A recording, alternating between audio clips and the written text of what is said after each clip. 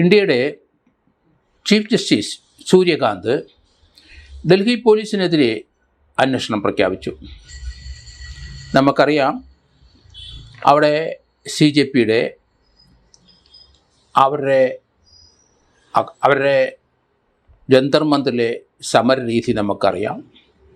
അതൊരു ഗാന്ധിയൻ മാർഗത്തിൽ കൂടിയാണ് ആ സമരം മുന്നോട്ട് പോയത്. ധർമ്മേന്ദ്ര പ്രധാൻ എന്ന വിദ്യാഭ്യാസ മന്ത്രിയുടെ രാജി ആവശ്യപ്പെട്ടുകൊണ്ടാണ് ഏകദേശം 1.5-2 ലക്ഷം കുട്ടികൾ ജന്തർ മന്ദിറിൽ സംഘടിച്ച് ധർമ്മേന്ദ്ര പ്രധാൻ്റെ രാജിയും അതുപോലെയുള്ള നടപടികളെ നീറ്റിലെ ക്വസ്റ്റ്യൻ പേപ്പർ ലീക്ക് ചെയ്തതിൻ്റെ കാരണക്കാരൊക്കെ എതിരായിട്ട് ക്രിമിനൽ നടപടികളും അവരാവശ്യപ്പെട്ടു സമരമുഖം തുറന്നത്. അവരെ അടിച്ചോടിച്ച് ആക്രമിച്ച് അവരെ പരിക്കേൽപ്പിച്ച് പറഞ്ഞുവിടാൻ ഡൽഹി പോലീസ് കമ്മീഷണറും ഡൽഹി പോലീസിലെ ഡെപ്യൂട്ടി കമ്മീഷണറും ചില നടപടികളെടുത്തു നമ്മൾ കണ്ടു. ജനാധിപത്യ കോൺസ്റ്റിറ്റ്യൂഷൻ അനുസരിച്ച് നമുക്ക് സമാധാനപരമായി ഏത് പ്രസ്ഥാനത്തിനെതിരെയും പ്രകടനം നടത്തുന്നതിനും അതിനെതിരെ ശബ്ദിക്കുന്നതിനും ഇന്ത്യയിലെ ജനങ്ങൾക്ക് അവകാശമുണ്ട്. ഇവിടെ CJP അവരെ 22 ലക്ഷം കുട്ടികൾ എഴുതിയ നീറ്റ് പരീക്ഷ, അവർ പാടുപെട്ട് വർഷക്കണക്കിന് പഠിച്ചെഴുതിയ ആ നീറ്റ് പരീക്ഷയായി. അതിനകത്ത് ക്വസ്റ്റ്യൻ പേപ്പറിൽ ചോർച്ചയുണ്ടായി. ആ പരീക്ഷ ഗവൺമെൻറ് ഓഫ് ഇന്ത്യ വിദ്യാഭ്യാസ വകുപ്പ് മന്ത്രി റദ്ദ് ചെയ്തു. പല കുട്ടികളുടെ സ്വപ്നങ്ങൾ ആണ് കരിഞ്ഞു പോയത്. പലരും വളരെ പാടുപെട്ട് പഠിച്ചതാണ്. അവരെ ആ പരീക്ഷ 2-3 വർഷത്തെ പ്രയത്നം നിഷ്ഫലമായി. പലരും ജീവൻ വെടിഞ്ഞു. ഏകദേശം 20-22 പേരോളം ജീവൻ വെടിഞ്ഞു കളഞ്ഞു.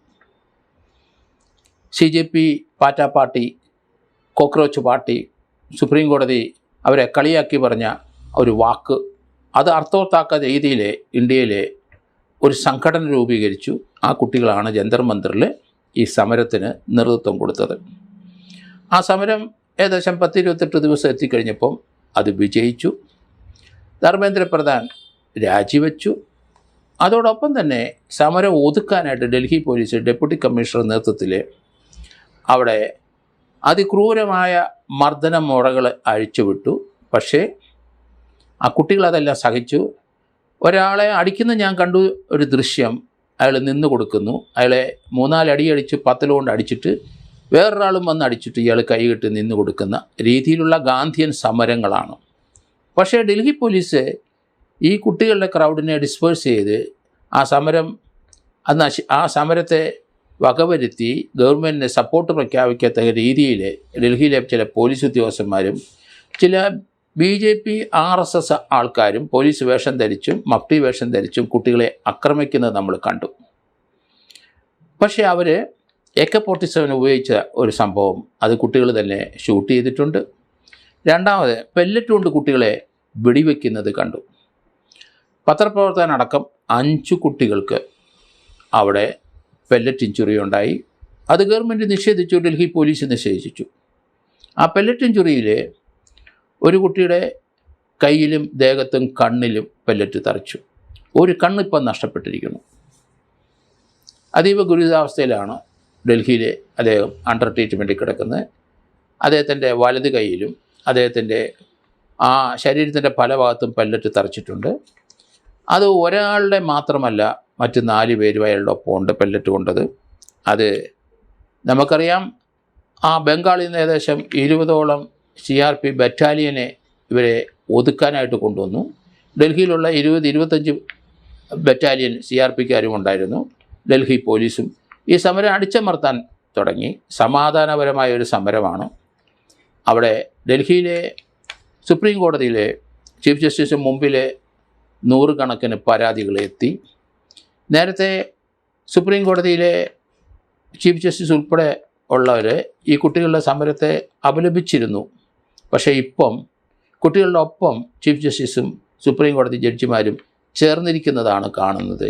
കാരണം ആ കുട്ടികളെ ജനാധിപത്യമായ രീതിയിൽ, ഭരണഘടനയ്ക്കനുസൃതമായ രീതിയിൽ സമാധാനപരമായി ജന്തർ മന്ദിറിൽ കൂടിയ കുട്ടികളെ അവരെ തല്ലിച്ചതയ്ക്കുന്നതും അവരെ AK-47 ഉപയോഗിച്ച് വെടിവെക്കുന്നതും അവരെ പെല്ലറ്റ് കൊണ്ട് അവരെ പെല്ലറ്റ് ഗൺ ഉപയോഗിച്ചിട്ട് അവരെ നശിപ്പിക്കാൻ ശ്രമിക്കുന്നതെല്ലാം നമ്മൾ കണ്ടു.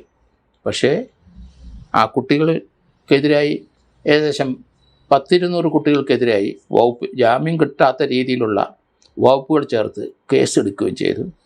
ഏതായാലും കുറേ കുട്ടികളെ അറസ്റ്റ് ചെയ്തിരുന്നു. എന്തായാലും ഇപ്പോൾ സുപ്രീം കോടതി പറഞ്ഞിരിക്കുന്നത് അറസ്റ്റ് ചെയ്ത കുട്ടികൾ ആ പ്രതിയായ സ്ഥാനത്ത് കിടക്കുന്നവർ എന്ത് കുറ്റം ചെയ്താലും ശരി 18 വയസ്സിനകത്ത് പ്രായമുള്ളവരാണെങ്കിൽ അവരെ ഉടനെ വിടണമെന്നാണ് സുപ്രീം കോടതി പറഞ്ഞിരിക്കുന്നത്. സുപ്രീം കോടതി മറ്റൊരു കാര്യം പറഞ്ഞു. ഇതുപോലെ നിരന്തരം അന്വേഷണങ്ങളൊക്കെ നമ്മൾ കണ്ടു. ആർക്കും ഉത്തരവാദിത്തമില്ലാതെ അന്വേഷണം രൂപീകരിച്ചുകൊണ്ട് അതുകൊണ്ട് അർത്ഥശൂന്യമായ ഒരു അന്വേഷണമായിരിക്കും അത്. അതിൻ്റെ കാരണം ഉത്തരവാദികൾ ആരെ ഫിക്സ് ചെയ്ത് വേണം അന്വേഷണം നടത്താൻ. അല്ലാതെ ഈ ഒരു ഇൻസിഡൻറ്റിനെ പറ്റി ചുമ്മാ ഒരു അന്വേഷണം നടത്തിക്കൊണ്ട് ഒരു പ്രയോജനം ഉണ്ടാകില്ല എന്നാണ് സുപ്രീം കോടതി ചീഫ് ജസ്റ്റിസ് പറഞ്ഞത്. ഈ പെൺകുട്ടികളുടെ ഒപ്പം ഇന്ത്യയിലെ ജനാധിപത്യവാദികളായ ചെറുപ്പക്കാരുടെ ഒപ്പം സുപ്രീം കോടതി നിലനിൽക്കുന്നു. അതുകൊണ്ടാണ് ഇപ്പോൾ ഒരു ഉത്തരവുണ്ടായിരിക്കുന്നത്. ഡൽഹി പോലീസിനെതിരായിട്ടുള്ള ആ കുട്ടികളുടെ പരാതികൾ നിറയെ സുപ്രീം കോടതി ചീഫ് ജസ്റ്റിസ് ഉൾപ്പെടെയുള്ള ജഡ്ജിമാർ കണ്ടു. പലർക്കും പരിക്കേറ്റു, പലർക്ക് സ്ഥായിയായ പെർമനൻ്റായ പരിക്കുകളുണ്ട്. പല മൈനറായ കുട്ടികളെ അറസ്റ്റ് ചെയ്തിട്ടുണ്ട്. ഒരു പെൺകുട്ടിയുടെ പൃഷ്ഠത്തിൽ ലാത്തി കൊണ്ട് കുത്തുന്ന മനഃപൂർവ്വം ഒരു പോലീസുകാരൻ ലാത്തി കൊണ്ട് കുത്തുന്ന ദൃശ്യം നമ്മൾ കണ്ടു. ധാരാളം കുട്ടികളെ അടിക്കുന്ന ദൃശ്യങ്ങളെല്ലാം കാണുന്നുണ്ട്. അതുകൊണ്ട് സുപ്രീം കോടതി ഇപ്പോൾ റൈറ്റായിട്ടുള്ള കൃത്യമായ ഒരു തീരുമാനമെടുത്തു. നിങ്ങൾ അന്വേഷിക്കുന്നില്ലെങ്കിൽ സുപ്രീം കോടതി തന്നെ ഒരു SIT രൂപീകരിക്കും, അതിൻ്റെ വിശദവിവരങ്ങൾ ഇനി വരുന്നുണ്ട് എന്ന് പറഞ്ഞു. ഇത് ഡൽഹിയിലെ ഉള്ള അക്രമം, പോലീസ് കുട്ടികളെ ആക്രമിച്ചത് മാത്രമല്ല അന്വേഷിക്കേണ്ടത്. രാജ്യവ്യാപകമായി ഉണ്ടായ സമരത്തിന് ഏതൊക്കെ സ്റ്റേറ്റിലാണ് ഇതുപോലെ കുട്ടികൾക്കെതിരായിട്ട് കേസെടുത്തിട്ടുണ്ട് അതെല്ലാം ഇതിൻ്റെ പരിധിയിൽ കൊണ്ടുവരണം എന്ന് തന്നെയാണ് സുപ്രീം കോടതി പറഞ്ഞത്. അതുപോലെ ഒരു അന്വേഷണം രൂപീകരിക്കാനും അങ്ങനെ ഒരു SIT ഉണ്ടാക്കാനുമാണ് സുപ്രീം കോടതി തയ്യാറാവുന്നത്. നല്ല തീരുമാനം തന്നെ. കാരണം ഭരണഘടന അനുസരിച്ച് ഇന്ത്യയിലെ ആർക്കും സംഘടിക്കാനും ആർക്കും സമാധാനപരമായി പ്രകടനം നടത്താനും ആർക്കും എവിടെ പോയി സത്യാഗ്രഹം നടത്താനും അവകാശമുണ്ട്. അത് ഇന്ത്യയുടെ ഭരണഘടനയിൽ പറഞ്ഞിരിക്കുന്ന കാര്യങ്ങൾ. ഈ കുട്ടികൾ അതിനപ്പുറത്തോട്ട് സഞ്ചരിച്ചിട്ടില്ല. അതുകൊണ്ട് സുപ്രീം കോടതിയുടെ നിരീക്ഷണം അതിശക്തമാണ്. ആ കുട്ടികളെ ഉപദ്രവിച്ച പോലീസ് ഉദ്യോഗസ്ഥർക്കെതിരായി നടപടിയുണ്ടാവും.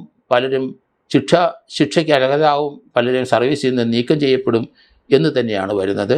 പ്രത്യേകിച്ച് പെല്ലറ്റ് കൊണ്ടുള്ള കുട്ടികളെ നേരിട്ട രീതിയോട് സുപ്രീം കോടതിക്ക് അംഗീകരിക്കാൻ കഴിയില്ല. ഇന്ത്യയിലെ ഒരു സ്റ്റേറ്റിലും ഇത് നടപ്പാക്കാൻ പാടില്ല. നമ്മുടെ ജനാധിപത്യ ഗവൺമെൻറ്റാണ്. ഏകാധിപത്യത്തിലേക്ക് പോകുന്ന ഒരു ലക്ഷണം തന്നെയാണ് പെല്ലറ്റും AK-7 ഒക്കെ ഇവിടുത്തെ വളർന്നു വരുന്ന തലമുറകൾക്കെതിരെ ഉപയോഗിച്ചതെന്നാണ് സുപ്രീം കോടതി ഒരു നിരീക്ഷണം. ഏതായാലും സുപ്രീം കോടതി SIT രൂപീകരിക്കാൻ തുടങ്ങുന്നു. അത് എന്തായാലും ആ പോലീസ് ഉദ്യോഗസ്ഥർക്കും പട്ടാളക്കാർക്കും എതിരെ കൃത്യമായ നടപടിയിലേക്ക് തന്നെ വരുമെന്നാണ് ഞാൻ കരുതുന്നത്.